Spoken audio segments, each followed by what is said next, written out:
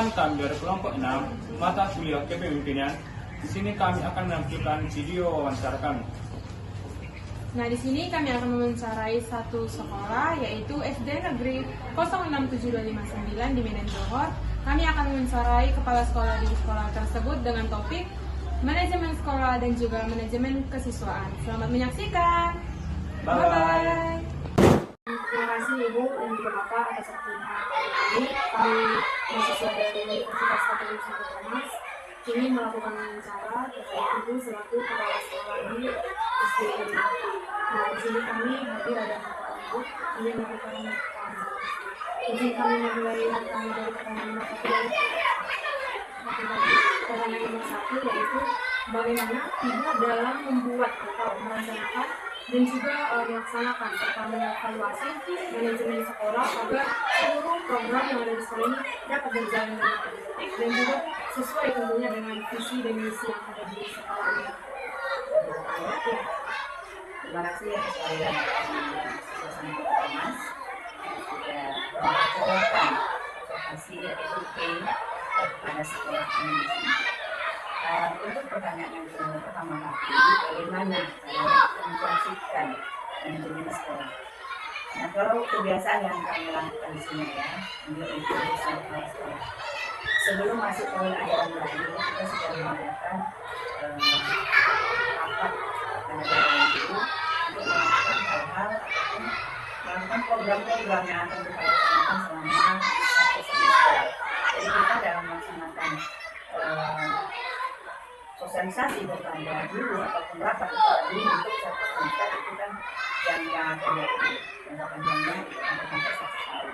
Kemarin kita selalu memberikan sosialisasi ini ataupun rapat yang kita bilangnya itu untuk 6 bulan untuk satu semester.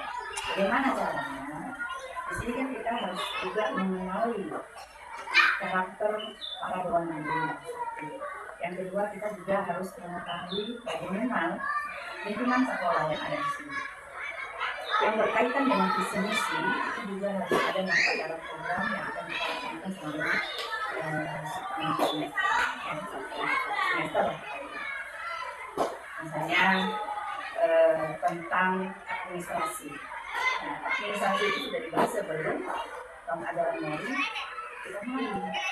Itu kan ajaran baru biasanya bulan Juli di pertengahan ya di pertengahan itu sebenarnya sebelum masuk situ kita sudah mulai memprogramkan apa saja administrasi guru ini sudah sampai dan sudah dikerjakan untuk karakter siswa itu juga sudah meningkat atau refleksi sebelum libur kita ada refleksi kepada murid. Jadi para guru ini melaporkan kepada kelas semua supaya bisa menulis bagaimana ini karakter siswa kita, karakter gurunya, bahkan yang kedua itu dari orang tuanya. Jadi kita bisa mengambil kesimpulan dan membuat program apa yang cocok untuk sekolah. Visi misi itu sendiri kita sudah juga sama dewan guru dan kita lihatkan komite sekolah. Komite sekolah kita libatkan dalam menentukan visi misi. Salah satu murid juga ada 3 murid ya kita libatkan juga. Orang tua murid sudah termasuk dewan guru ya. Karena kan anak guru juga termasuk sekolah di sini, jadi juga bisa kita katakan mereka itu orang-orang. Jadi untuk mengambil kondisi sekolah ini kita selalu bekerjasama dengan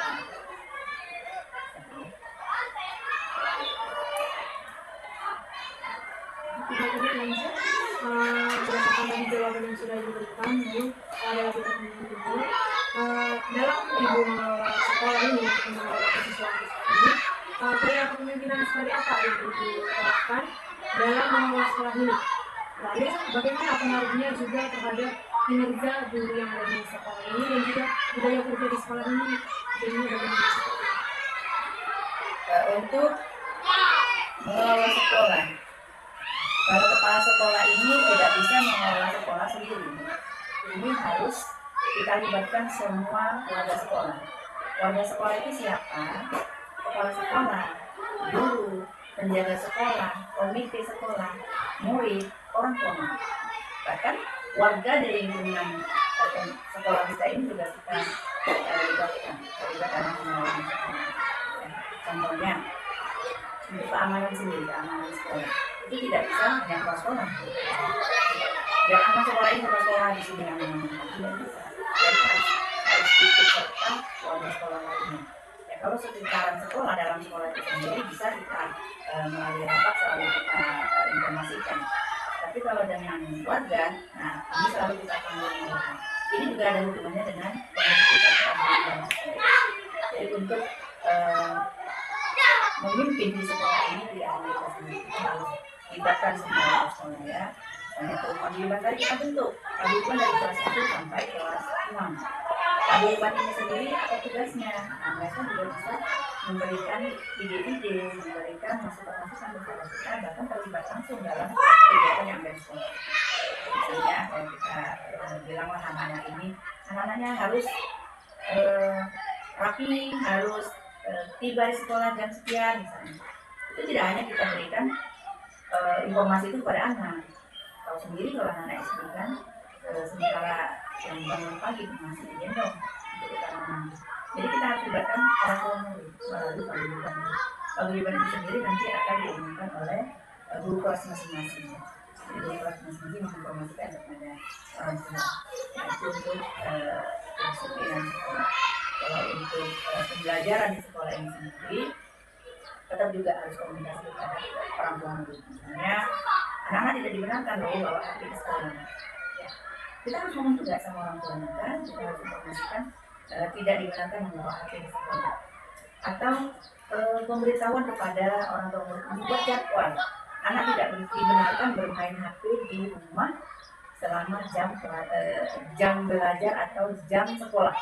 Misalnya dari hari Senin sampai hari Sabtu, jangan digunakan mereka itu menggunakan HP atau menggunakan HP di rumah. Kalau hari Minggu terserah orang tuanya boleh saja. Atau dibuat jadwal pembelajaran kadang kan menggunakan perlu berhati kan. Bisa nggak orang tuanya memberikan jadwal kepada anaknya itu bagaimana penggunaan HP di rumah, yang sampai keterusan sampai anak itu untuk yang ada itu mungkin ya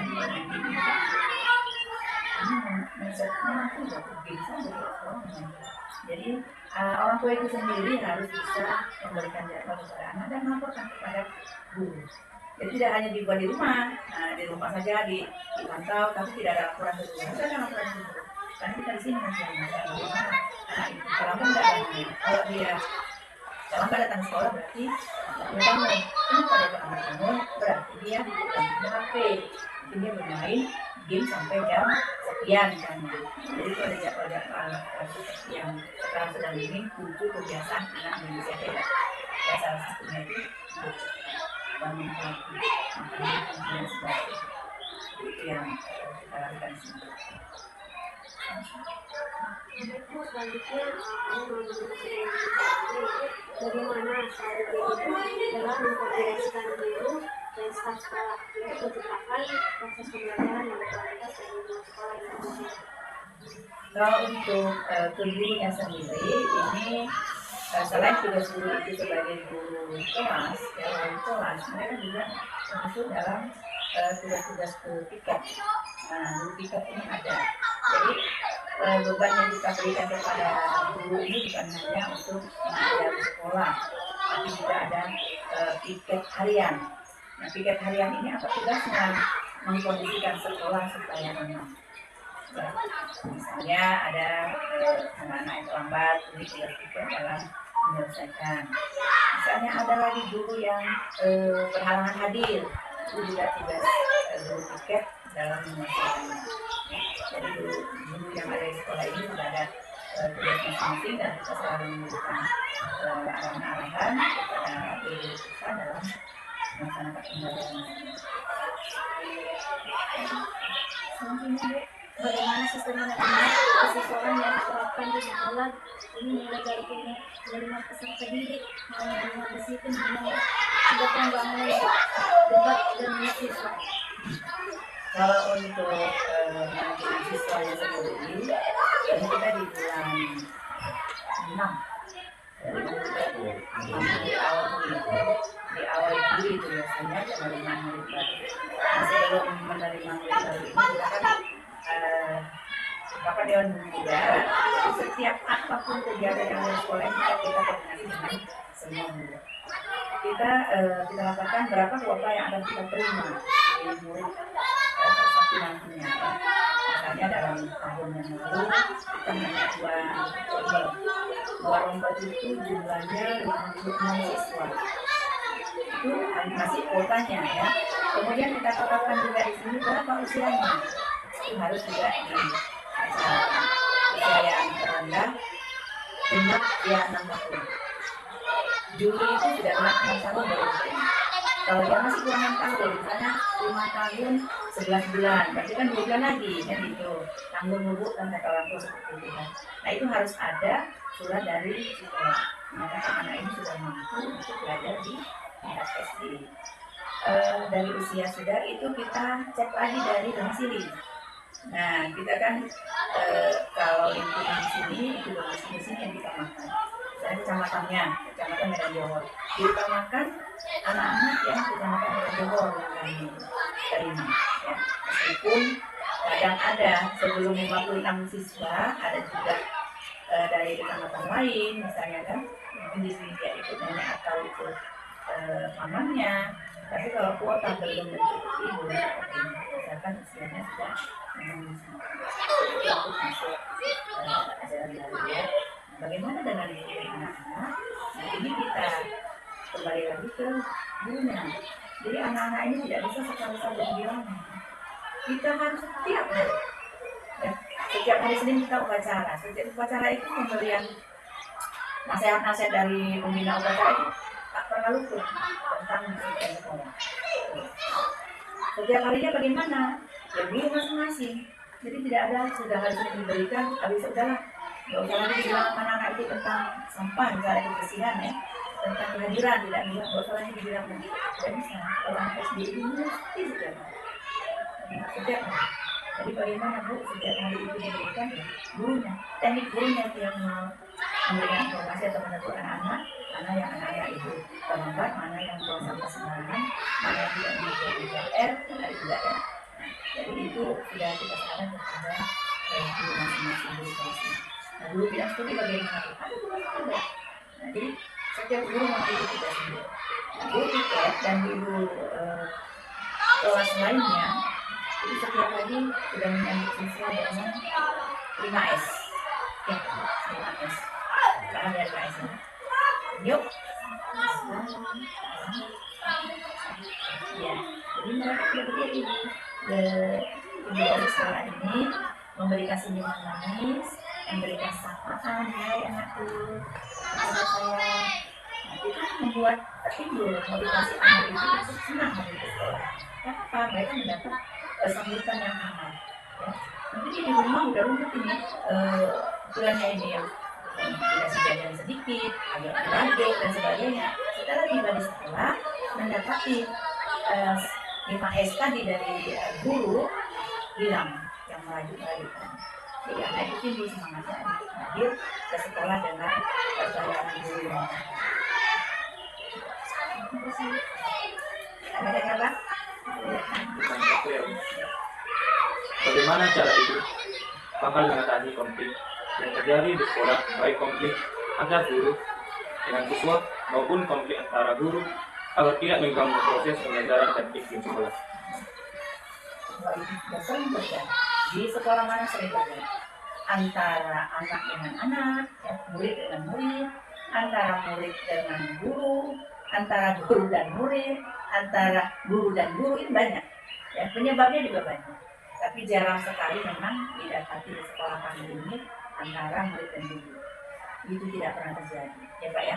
Selama saya di sini juga tidak pernah terjadi konflik antara guru dan murid. Konflik antara guru dan guru. Nah ini kan intren ya. Nah, kalau intren ini gampang menyelesaikannya. Nah, dipanggil kepala sekolah, misalnya bagaimana caranya? Ini kita contohkan ya Pak ya, ya. Misalnya dari guru dulu, guru dengan guru. Bagaimana cara saya menyelesaikannya? kita di sini kepemimpinan saya khususnya tidak terlalu kaku. Saya selalu menata hati dan pendekatan saya juga dengan hati. Nah, itu yang selalu saya lakukan di beberapa sekolah, karena saya ini sekolah yang keempat pemimpinnya. Jadi pendekatan saya kepada penyelesaian saya kepada masalah-masalah selalu dengan hati. Saya panggil kedua-duanya, ya, guru dengan guru kita panggil. Kita terbuka di situ, kita bawakan cerita dengan hati, dengan kepribadian masing-masing. Setelah terbuka semuanya, baru kita berikan motivasi, kita berikan arahan-arahan, sehingga kedua belah pihak tadi sudah mengerti dan memahami, sehingga mereka berdua sudah bisa mengkoreksi diri masing-masing. Ternyata aku yang salah, ternyata aku yang benar. Karena kita mendapati guru ini ada yang biasa saja, ya. Ada yang sensitif, sedikit aja ditegur sudah jadi masalah. Jadi banyak juga kalau konfliknya ini bukan konflik yang sangat wah susah, ya, kurang komunikasi, ya. Itu saja biasanya kalau antar guru dan guru. Tapi setelah kita tangani, alhamdulillah mudah-mudahan tidak ada masalah dan bahkan lebih kompak lagi. Itu yang antara murid dan murid. Nah, misalnya terjadi adu jotos.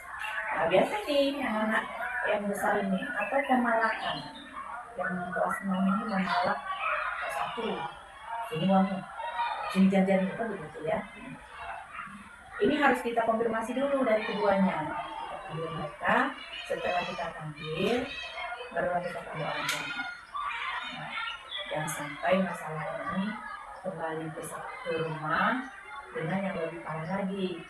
Kadang anak-anak ini mengadu bisa saja dikembali. Misalnya ini, tidak hanya ada jotos. Contoh ya, ada jotos yang sering ya. Pukul, berdarah.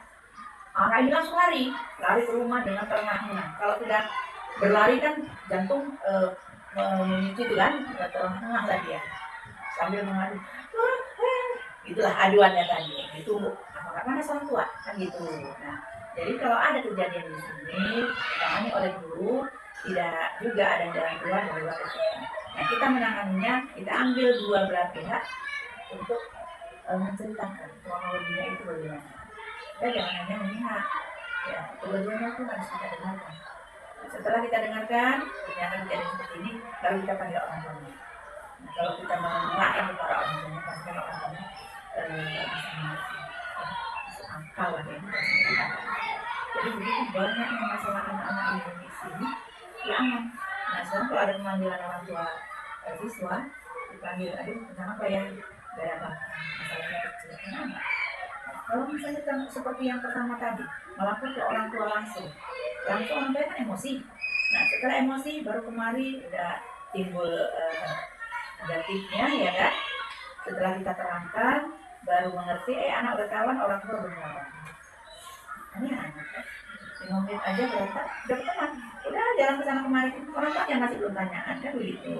Jadi kita selesaikan sampai semua selesai dengan biasanya kami ya. Jadi intinya apapun yang terjadi di sekolah ini mencoba kepala sekolah dan bagaimana kepala sekolah menyelesaikan seperti yang tadi sudah saya katakan.